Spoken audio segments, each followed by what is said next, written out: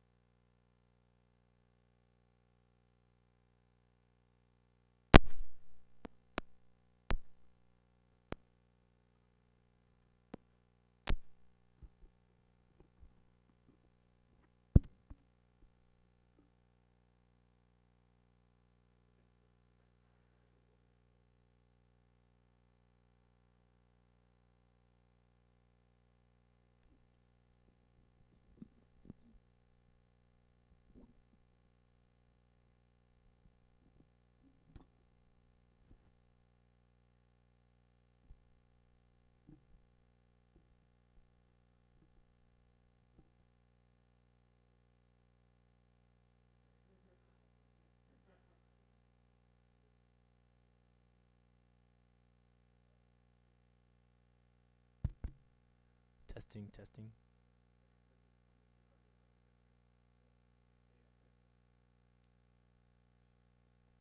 Can you hear it? Can you hear it?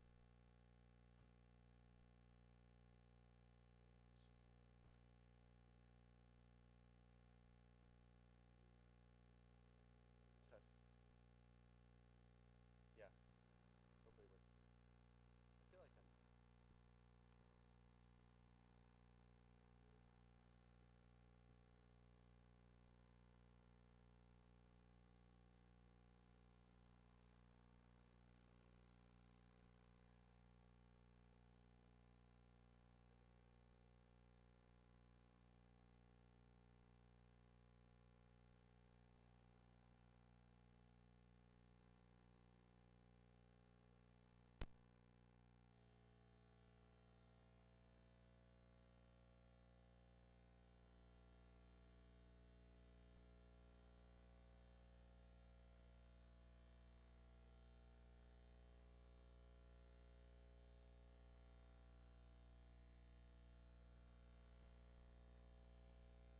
Testing audio, testing, 1, 2, testing, testing.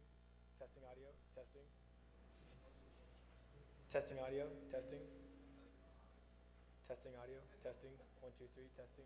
Testing audio, testing. I think that's good. Testing, testing.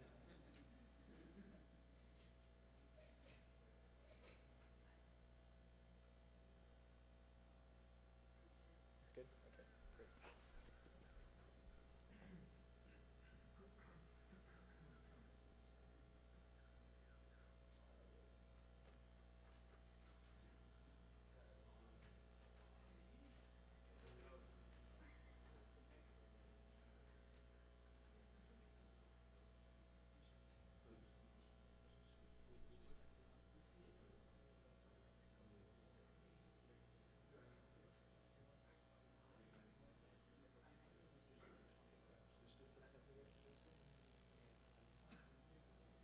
Here, this mic. Just stand up there. Stand up there for a second.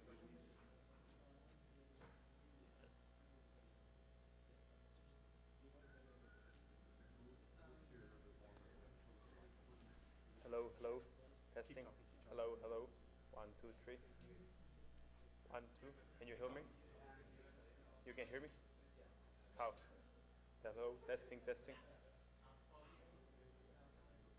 Testing, testing. Hello. Hi, Patrick. Hello. 1, 2, 3. 1, 2, 3. 1, 2, 3. Testing, testing. Hello, hello. 1, 2, 3. Testing. Hello. Testing audio.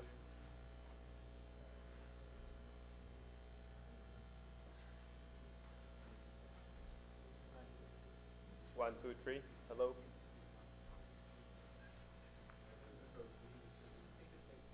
Okay.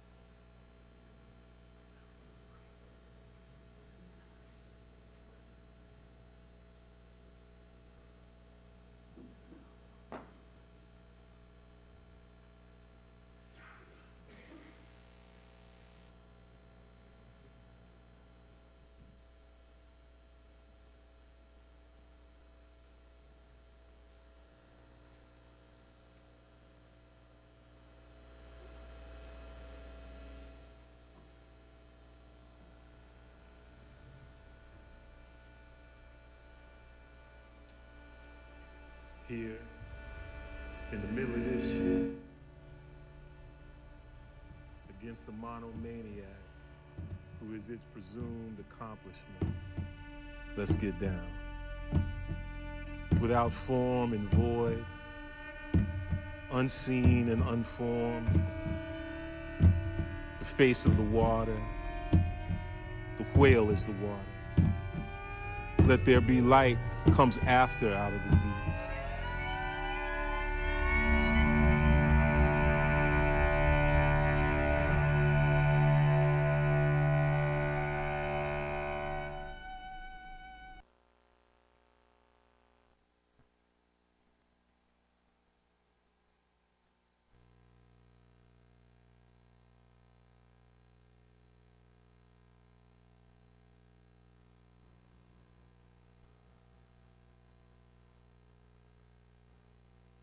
The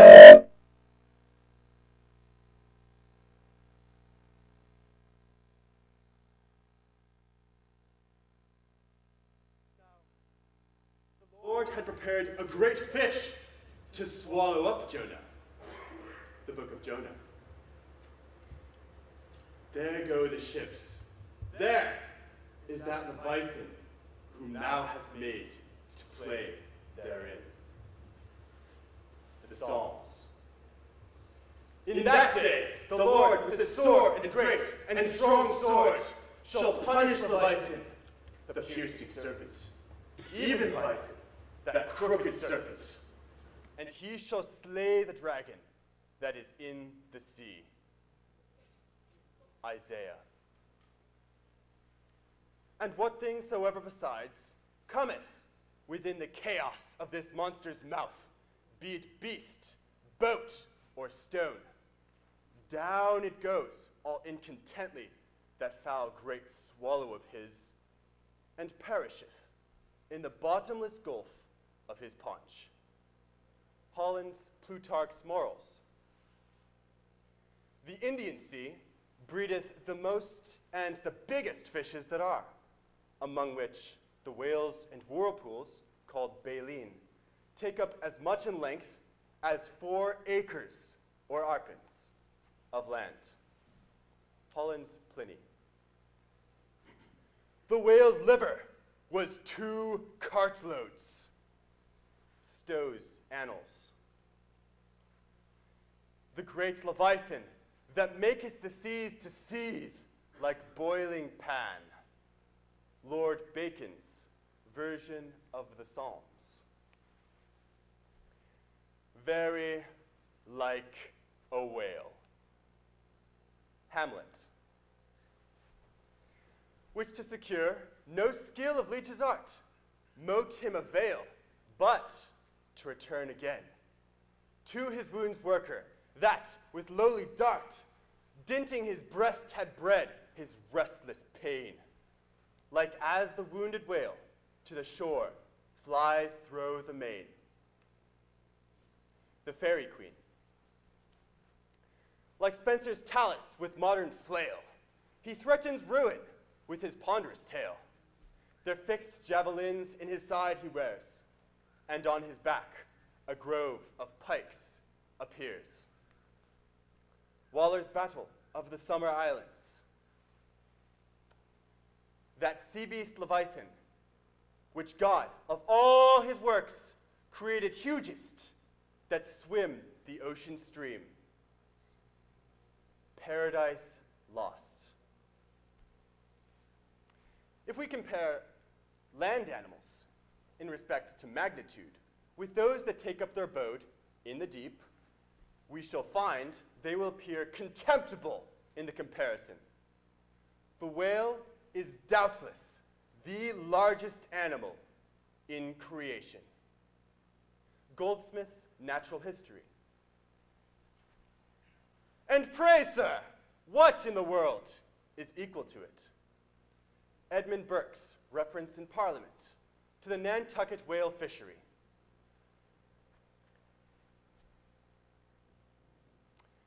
Bright shone the roofs, the domes, the spires, and rockets blue self-driven to hang their momentary fires. among the vault of heaven. So fire with water, to compare, the ocean serves on high, upspouted by a whale in air, to express unwieldy joy. Cowper, on the Queen's visit to London.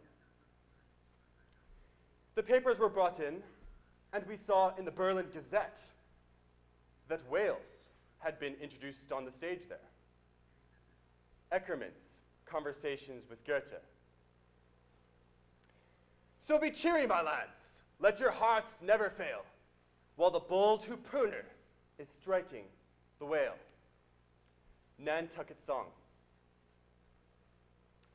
Oh, the rare old whale, mid storm and gale, in his ocean home will be, a giant in might, where might is right, and king of the boundless sea. Whale Song. All from the extracts of a sub-sub librarian.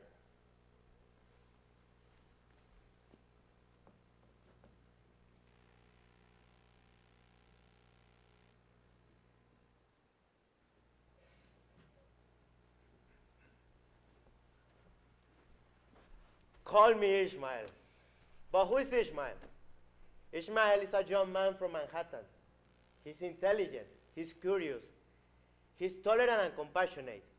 He loves adventures and new things. He's a seeker of truth and meaning. During these precious minutes, we have the opportunity to know him better and also to know who his boss is. We are about to start an adventure, a trip, that will take us to incredible places, maybe full of water, bows, whales, risks, uncertainty, death, the Bible. The Bible? Yeah, the Bible too. And we have a mission with a prize. We will navigate in one of the most recognized seas in the world, trying to capture the giant whale in the world of romanticism, Moby Dick. This book has been considered a foundational story for North America, where we will see the values of the American culture, their reasons, and why this nation is what it is. And we will understand better those things that we didn't know before. The amazing thing is that the author shows us all of this through a novel, full of adventure and action. But this is not, let me tell you. We are going to see how God and the Bible influences this book. And with all these elements meet, this book becomes a climax for a 19th century in literature. And why are you sitting here listening to us instead of doing something else? Well, let me tell you if you haven't realized yet. Today we have the opportunity to know more about Herman Melville, one of the greatest American writers, a faithful soul of his country, a faithful soul of his time, given to romanticism, a time where feelings or emotions are the most important matters. Enjoy.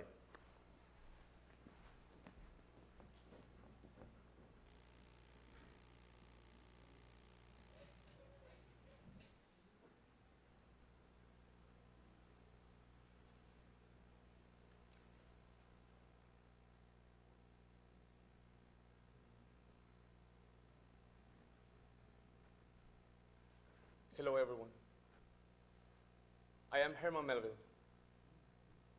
I was born in New York City on August the 1st, 1818.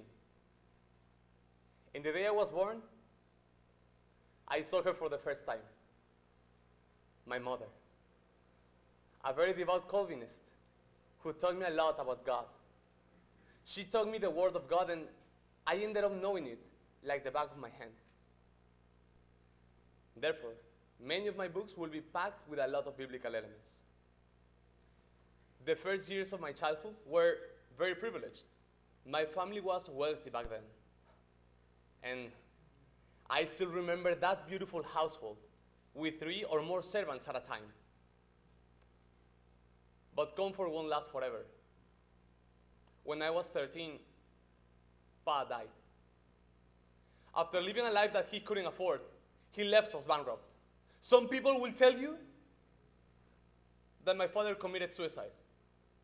and that my family covered everything up just because of our religious beliefs. I won't say a word about that. Later, I got a job as a clerk in a local bank and then as a teacher. But I didn't spend a lot of time doing any of those things. That wasn't really what I wanted to do with my life. But reading? Oh, I love reading. And two things were fundamental for me: Shakespeare and those terrifying stories about the whales. Around 1750, United States started being one of the leaders in the new whale industry. Whale oil was fundamental for some machines in those years. And later, the Industrial Revolution will need it as well. That's why United States used to export a lot of whale oil to Europe, South America, and even India. Therefore, I decided in 1839, with advice of my brother, Gainsworth, to join the merchant ship St. Lawrence. Trying to become a whaler, I guess. I was 20 years old back then. I came back to New York City after having spent 4 months traveling in the sea and negotiating in Liverpool. And I fell in love with the sea. So I signed aboard again. And this time, my brother came along. I was 22 when I joined the Acushnet. And we went all over South America looking for whales. When I finally settled down at the age of 26, I thought it would be a good idea to write about my adventures. So I started to write about them. The book, originally called The Whale, known later as Moby Dick, was published in 1851.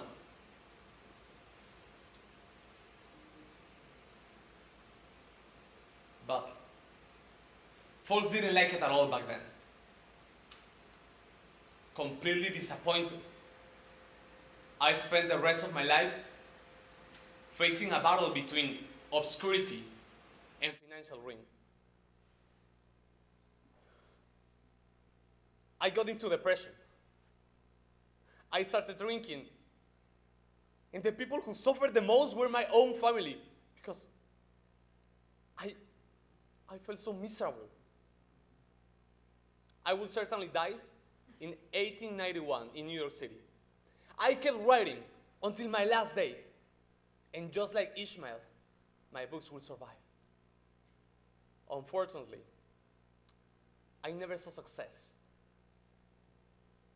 the way folks understood it. Because I see success quite differently. Living my life for what I really loved and not for what the people around me told me to, that is the best achievement in my life. To face the whale, to set sail and not to remain at the seashore, that is achievement. Adventure is both gain and happiness.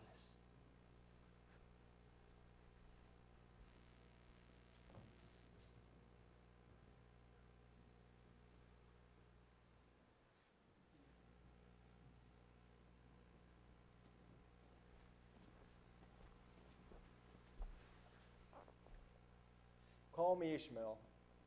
With this three-word phrase, Herman Melville starts the epic he wrote for America.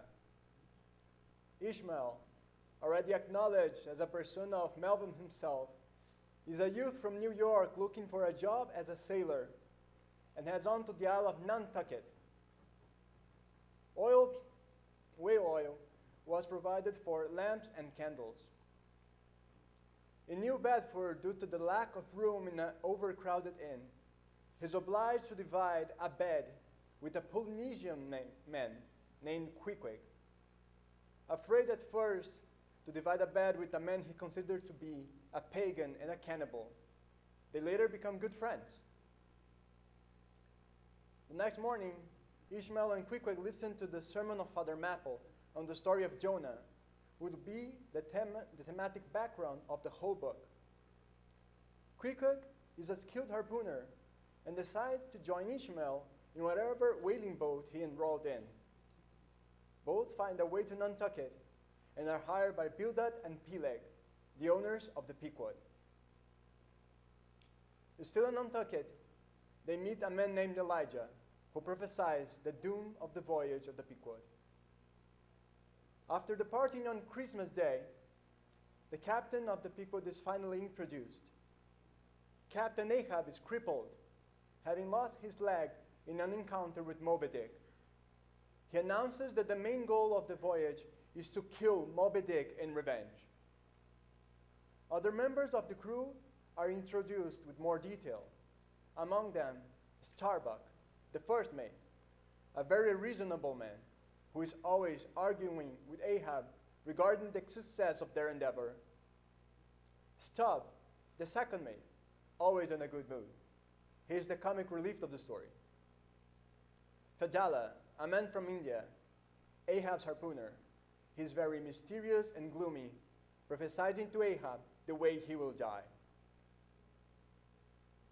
The Pequod meets several whales in her journey, and the narrator takes advantage of such encounters to describe in detail the process of hunting, killing, and extracting the sperm oil from the whale's head.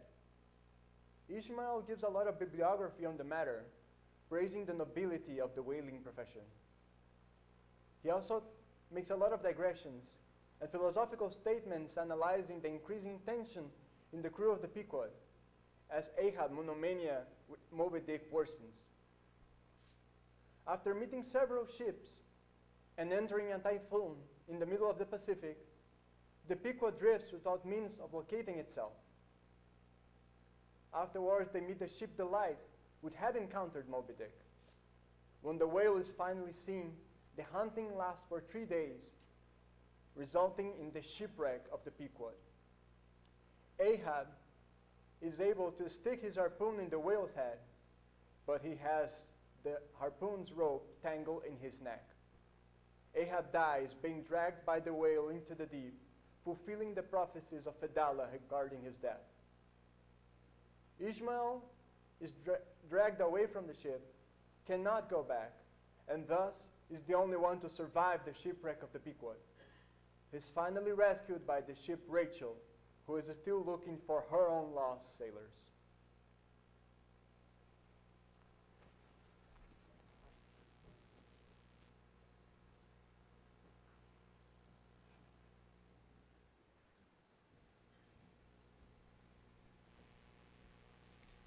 Oh, that was a very interesting class on Moby Dick by Dr. Balthazar, don't you think? Yes, I agree. I learned a lot about Shakespeare's influence on Moby Dick and on Herman Melville. I even found a couple of quotes to illustrate this point. First, Melville says, "In this world of lies, truth is forced to fly like a scared white doe in the woodlands. And through cunning glimpses does she reveal herself, as in Shakespeare and other masters of the great art of telling the truth, even though it be covertly and by snatches."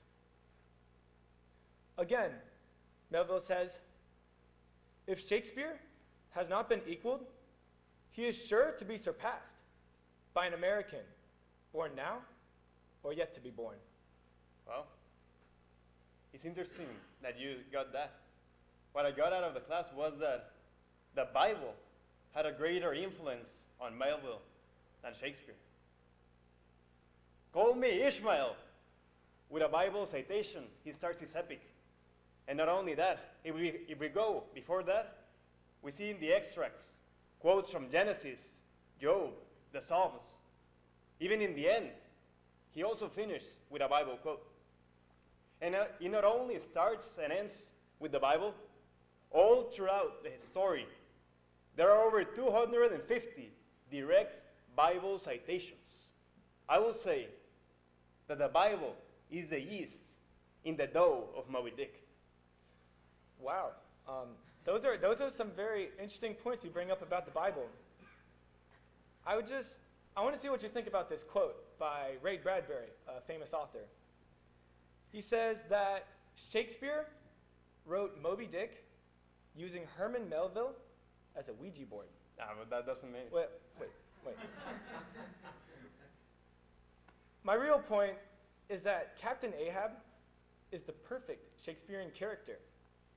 He acts Shakespearean, he talks Shakespearean, and if I were to see him, he'd probably look Shakespearean. But here's a concrete reason. Captain Ahab has a similar fatal flaw to many Shakespearean characters, among whom are Julius Caesar and Macbeth. Call it hubris, but they proudly fought against their fate. For Julius Caesar, his wife Calpurnia and the soothsayer prophesied his death. For Macbeth, it was the witches.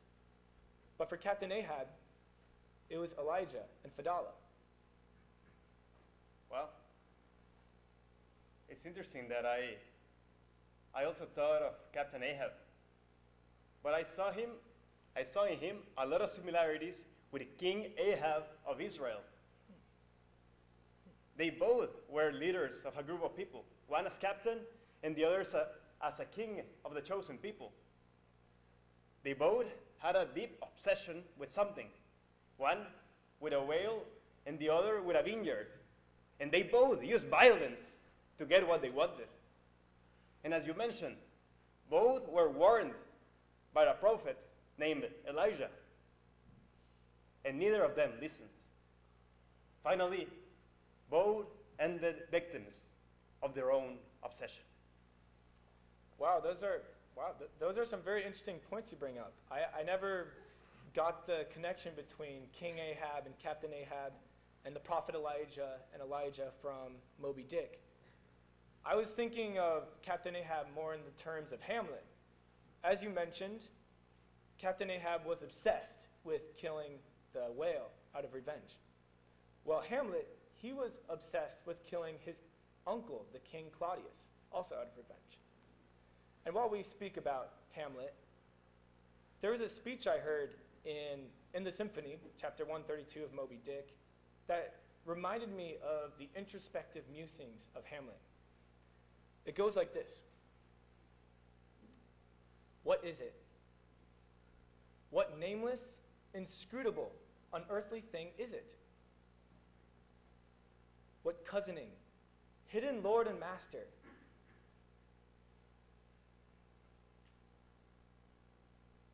What cruel, remorseless emperor commands me that against my natural lovings and longings, I so keep pushing and pulling and jamming myself on all the time, making me recklessly ready to do what in my proper, natural heart I durst not so much as dare. Is Ahab, Ahab? Is it I, God? Or who that lifts this arm? Well, that really does sound like Hamlet. I think in the end, Shakespeare had a greater influence on Melville. Well, to be honest, I think the Bible also had a really large impact on Shakespeare. Well, I guess he was both. I guess it was both.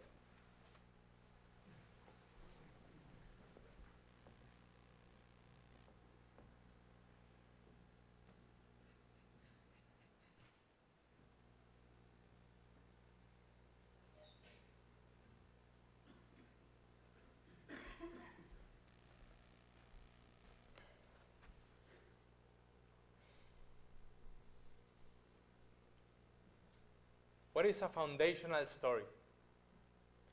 Why is such a story necessary? Here in Humanities, we've heard a lot about foundational epics. The Iliad, the Aeneid, the Odyssey, Paradise Lost, Beowulf, El Cantar del Mío Cid, and on and on.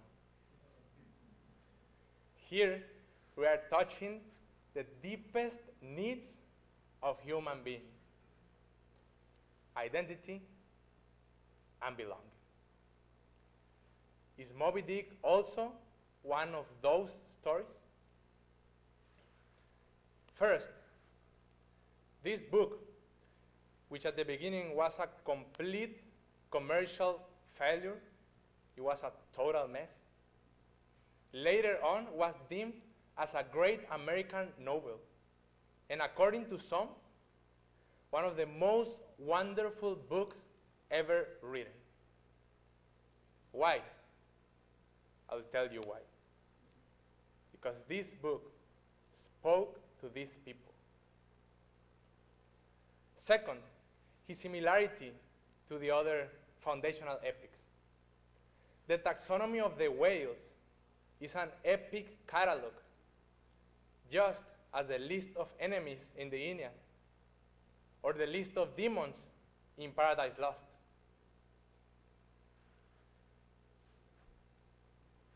Towards thee I roll, thou all-destroying and unconquering whale. To the last I grapple with thee. These are the words of Moby Dick's epic hero, Ahab. His determination compares to Odysseus or Aeneas. Also, here we have a long journey to reach a goal or a dream, just as in the three classic epics. Third, lots of biblical symbolism. Call me Ishmael. Ishmael, as we know, is the rejected and castaway son of Abraham. Captain Ahab, as we already heard, Ahab is an evil king who leads his people to idolatry.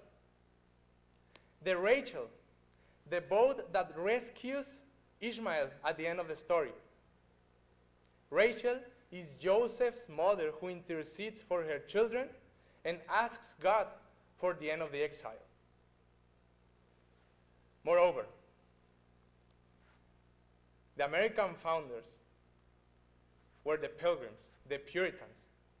The concept of God for these people, for Calvinism, is that God is sovereign.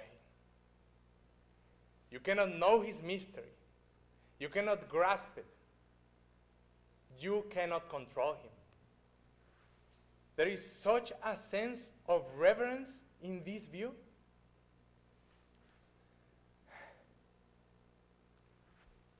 You cannot capture the whale. You will die in the attempt. All of these are outstanding points about the identity of the people to whom this book is directed. Fourth, the American values that Melville portrays for us. Perhaps Melville took these values from his own grandfathers who fought in the Revolutionary War. In the Pequot, all kinds of ethnicities and social classes come together with conflicting points of view among themselves. We can relate this to what would come afterwards in the Civil War, the conflicting ideas about freedom and slavery, or the different points of view of the distinct cultures living together in the same country. The United States of America is a multicultural country.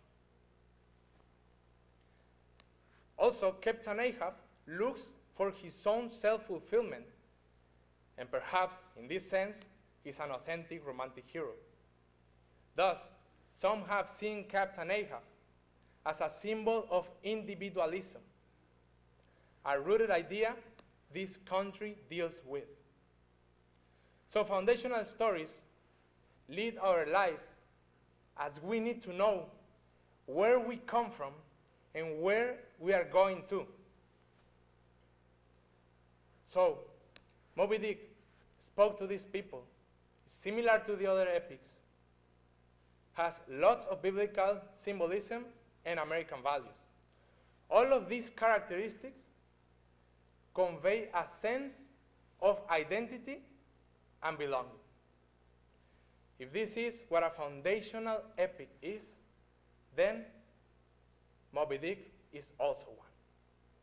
Let us not forget Nathaniel Hawthorne's words about Moby Dick. An epic worthy of Homer. It will be America's epic.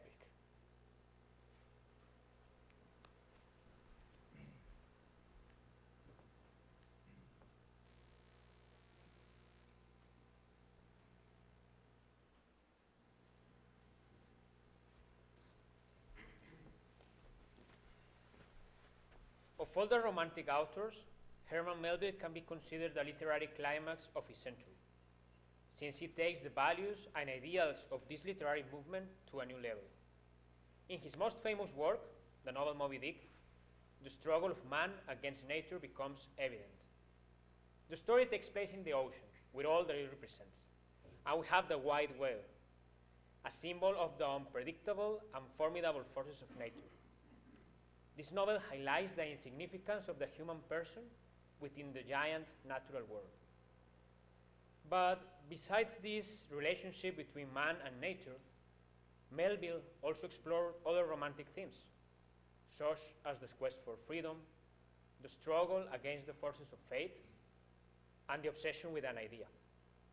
According to Encyclopedia Humanidades, an interesting aspect of Romanticism is that it emphasizes the interior life, the interior world of the characters. Emotions, feelings, ideas. And we have a romantic genius, a character who has a tormented life. But at the same time, this character has a lot of imagination, a lot of creativity. Usually, this genius is obsessed with an all-consuming goal. In Moby Dick, we have Captain Ahab, and he is obsessed with the whale, but just not with the animal, but with what that animal is representing. Because in romantic literature, we have also the ideal of beauty, the idea of the sublime. The whale is that eccentric figure, the ideal of sublime. And Ahab is following it beyond the limits of his own reason. He's driven by his emotions, by his passions, into an adventure. Why an adventure? Well, because adventure is also an important topic for romantic literature. Romantic authors wrote about the exotic, about adventure. When you read Moby Dick, you are going into an adventure into the unknown, into the ocean, with all that it represents. In short, we can say that Herman Melville is the literary climax of his century because he approached all these topics common to every romantic author, but he did it in such a complex way that romanticism was elevated to a higher level than ever before. You can find all these elements together and embodied to perfection in Moby Dick.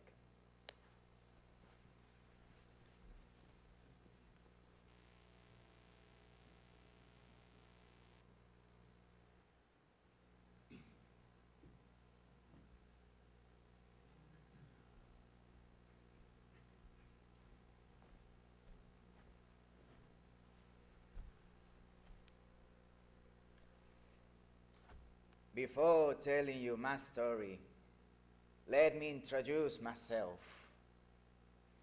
Call me Ishmael. Some years ago, never mind how long precisely, having a little or no money in my purse, and nothing particular to interest me on shore, I thought I would sail about a little to see the watery part of the world.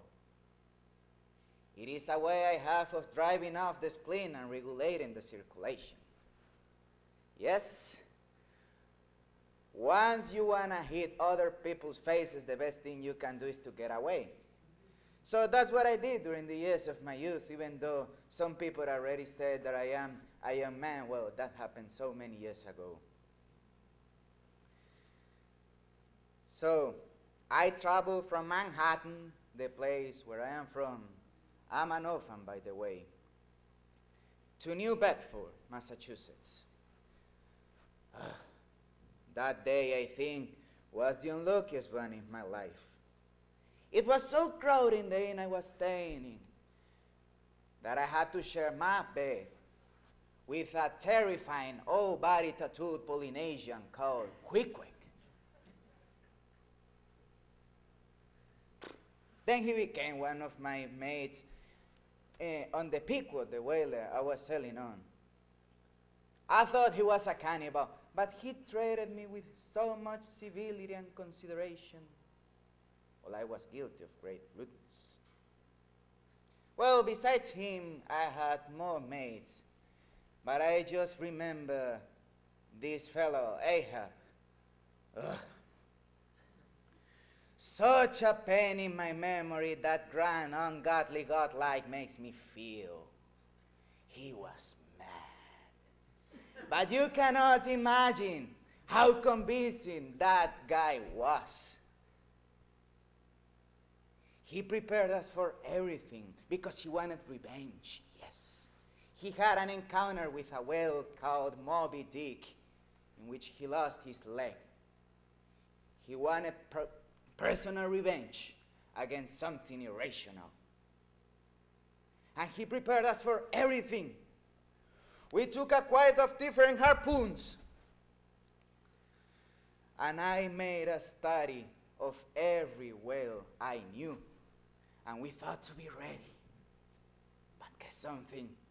At the end, we didn't. That was a lot more than I expected it to be. Moby Dick. It was an exceptionally large sperm whale with a snow-white head, wrinkled brow, crooked jaw, and a especially bushy spout. His hump was also wide and shaped like a pyramid. Yes. The rest of its body was also marbled white, and he had 3 holes in the right fluke of its tail, and he flatlined oddly before he submerged. Huge, but that smart.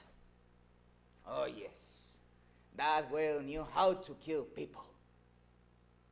But you know, its most terrifying thing for me was its white color. Maybe because white is Dad's color. Maybe because white is God's color. If we can say that God has any color, of course. Well, anyway, long story short, after a lot of adventures, we found the whale and we fought 3 days against it. 3 days. But the animal just hit the Pequod on its side. Ahab was able to stick his harpoon on the head of the animal. But that just helped it to sink the Pequod down, dragging Ahab with it to the depths. That was a huge tragedy. And I am only escaped to tell thee. Listen carefully, young men, because I think I survived because God wanted it. As God sent Jonah to save him, as God sent that whale to him, he sent Moby Dick to save me from my idols. Ahab became my idol. Ahab became the father that I never had, and I served him. But then I had nothing. I was exactly the same orphan. Well, I floated on what was supposed to be Quick's coffin. That's a long story that I can tell you another day. But, well, after 2 days, the Rachel, another whaler, picked me up. And I was the same. Well, the rest of my story is part of my life. It's just another story of another orphan more.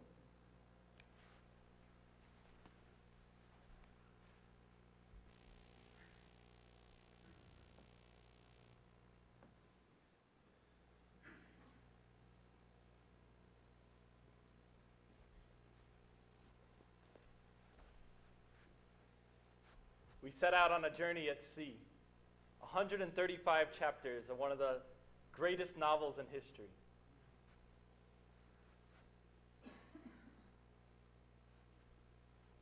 Moby Dick is metasymbolic. It's so rich in its symbolism, meaning that metasymbolic meaning that it can be read from so many different angles and perspectives. The book itself is a symbol of a whaling journey, long, arduous, dangerous, and with the chase of the white whale. It's a symbol of symbols. It's beyond symbolic, but today I just want to talk about 7 of them. The first 2 are so rich because of their ability to be read from different angles. Most famously, we have Moby Dick, the white whale. Is he or she a symbol of the divine or of evil itself? The unknowable, the unattainable. And what about Captain Ahab?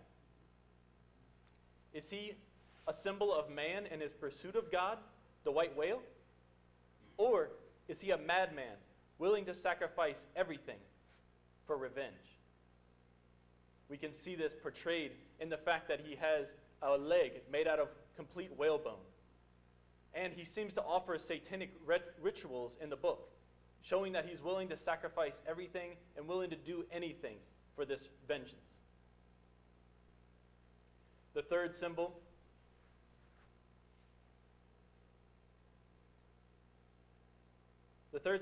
is the opposite of Captain Ahab, Father Mapple. In the beginning of the book, we see Ishmael go to a church and listen to a sermon by Father Mapple. Father Mapple is the opposite of Captain Ahab as a madman because he's a true captain of a ship, leading his congregation to God rather than destruction. The fourth symbol, the Pequod, deriving its name from the Native American tribe that became extinct here in Connecticut. And it lives up to that very name because, in the end, it's destroyed itself. It is the ship that Ishmael and his crew members set out on their whaling journey. And it can represent a microcosm of society, as we find here in the United States, with so many different ethnicities, backgrounds, cultures, nationalities, all coming together. It can also be seen as a person, with the quarterdeck of the ship where the captain commands as the brain, the locus of authority and power on the ship, and also the single-mindedness that it has in pursuing its goal, Moby Dick. We can also see Captain Ahab as the will and Starbuck as the intellect. In the end, the Pequod is destroyed because of one man's greed and vengeance. And the symbol that represents this is the Spanish coin, the doubloon, which is nailed to the mast of the ship. The first person to see the white whale inherits it. And I'll leave it to you to find out who that is. The sixth symbol, Queequeg's coffin. It's made for Queequeg, who falls ill and is near death. In the end, he ends up recovering from this illness. And as we know, it's used to save Ishmael, who's floating at sea. For us, it's a representation of life, the mystery of life, and the unknowable timeliness of death. And our final symbol, which brings us back to the beginning of our journey, the sea. The vastness of symbols that we can find in Moby Dick, waiting to be explored.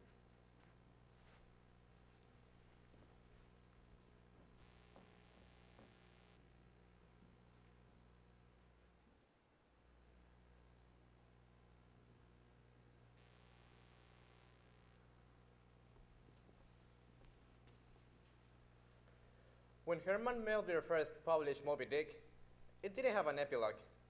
It was a bit later that he realized that writing an epilogue was something necessary for one logic reason. Without it, it would seem that all men died in the shipwreck, and we all know that no dead man can tell a story. How then do we have this story? The epilogue tells us because one did survive the wreck. In just a few lines, Ishmael, using great description, tells us how he did so. Here we find this character again, Ishmael, that had blended with the crew during the voyage. Here, Ishmael, that can be taken as the characterization of Herman Melville, ends the book, as if he was a parenthesis that both opens and closes Moby Dick. With the very last words of the book, Melville, under the name of Ishmael, reveals another element of his identity, giving to the epilogue a dash of bitterness or even emptiness. Because although he has survived and he's alive, nothing has really changed after his fruitless adventure. In his interior, he remains as the same person, and he tells us at the end of the epilogue that he is still indeed just another orphan. Epilogue.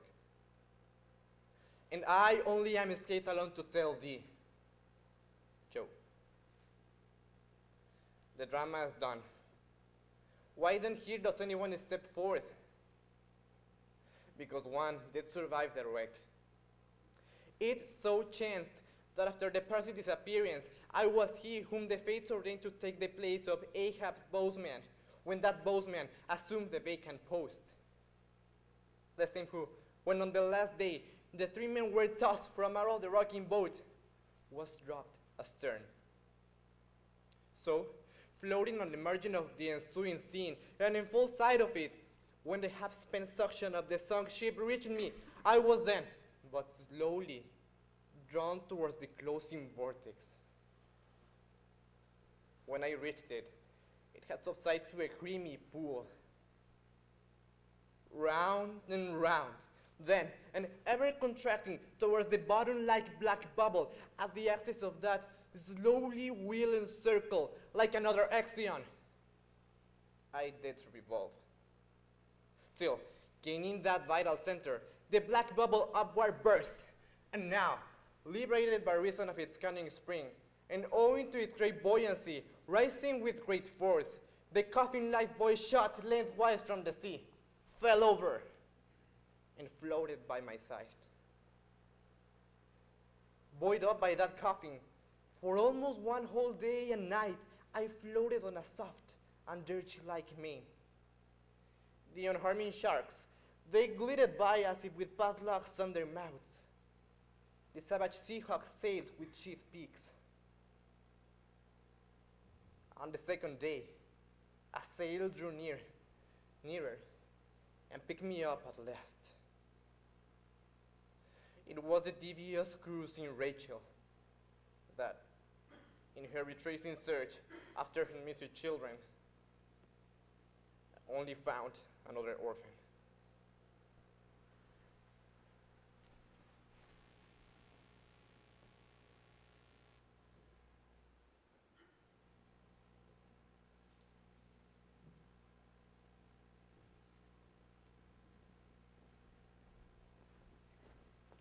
Dear friends, we are almost there.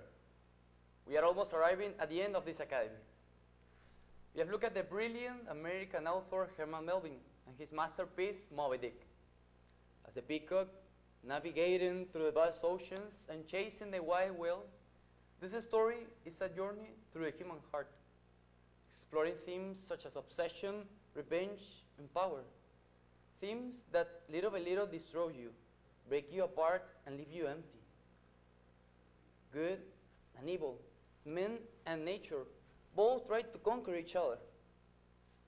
As we saw in the presentations, Melville was able to combine prose, poetry, and philosophy on each page. The personification of the characters and the use of language and narrative are what make you relate with what is happening on the ship's deck. The legacy of Moby Dick lies precisely in that, the strength of the characters. Each one has its own story and personality.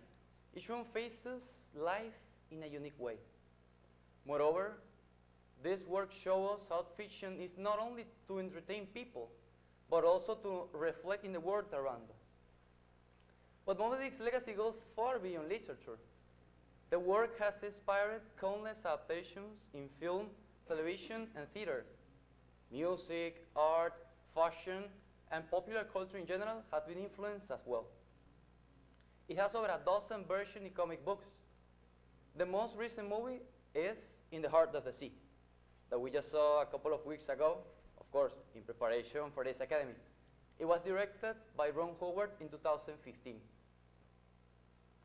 When American songwriter Bob Dylan was receiving the Nobel Prize in 2017, he said that Moby Dick has been one of the 3 books that influenced him the most. Even the term Moby Dick has become synonymous with something huge, strange, or difficult to achieve. Nowadays, it is considered as a literary reference that continues inspiring the new generations. And all who understand that literature can reflect the complexity and the meaning of life. Thank you, Herman Melville, for this special gift and for communicating through your stories profound truth about the mystery of our life. Thank you, all of you, for sharing this moment with us. I hope that you enjoyed this academy and it helped you to decide to go straight to the library and read Moby Dick. Thank you so much.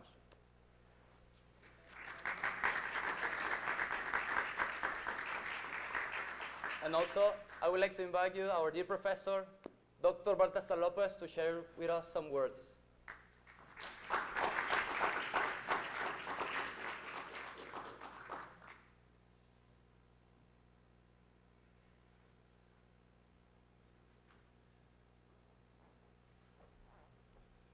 Thank you very much, everyone, and congratulations to the second-year brothers who prepared this very beautiful academy, and I hope all of you enjoyed it. There's really so much to say about Moby Dick, and I think that especially we who invested so much time in preparing this academy realize how short we fell of exhausting the value of Moby Dick. So when Father Miguel asked me to give a few words about it, I said to myself, what can I say that will enrich what has already been said without being repetitive? At first I thought I could speak about my own experience. For example, working on my doctorate thesis about the faculties of the soul and the intellect and the will, how Moby Dick spoke very eloquently to me, just like Brother Sterling mentioned. He took it from me, by the way. The very term meta-symbolism is a term I coined, right? It's a symbol about the symbol.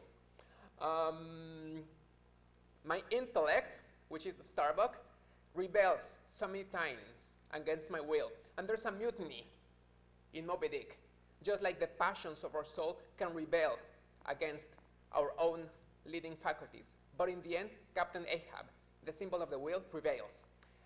But besides my own experience, I think something that would be way more enriching for all of us is to realize that maybe Moby Dick can also be a symbol of literature. When we are confronted with literature, we stand like Captain Ahab. We stand on just one leg. We don't have a full grip. And just like the symbol, just like the mystery, just like Moby Dick itself, is something that escapes our control. It's something that cannot be fully grasped. It's something that we cannot fathom, and above all, it's elusive. I think that should be our approach when we try to read literature. The moment when you say, oh, I have it all in my hand, I have it all in my pocket, I fully understood and I fully exhausted the meaning of this book, be it Moby Dick, be it any other book, you are falling too short. You know that there's always that area, that realm, that remains mysterious, that remains elusive, that we cannot fully grasp, that we cannot fully comprehend. And that is why we can come always, again and again, trying to deepen and trying to let literary works speak to us in a new way, in a way that is always renewed. Because even if the work remains just as it stands written, we change, we evolve, we accumulate experiences. So when we come back to those great literary giants, they speak to us in a way that they themselves didn't suspect they would speak to us. Thank you once again, second-year brothers. Congratulations on this very, very beautiful academy that you put together. And I hope this motivates you to continue delving into your humanities. And also, I hope this will motivate the first-year brothers that are following your tracks to deepen into their humanistic studies. So thank you once again, everyone.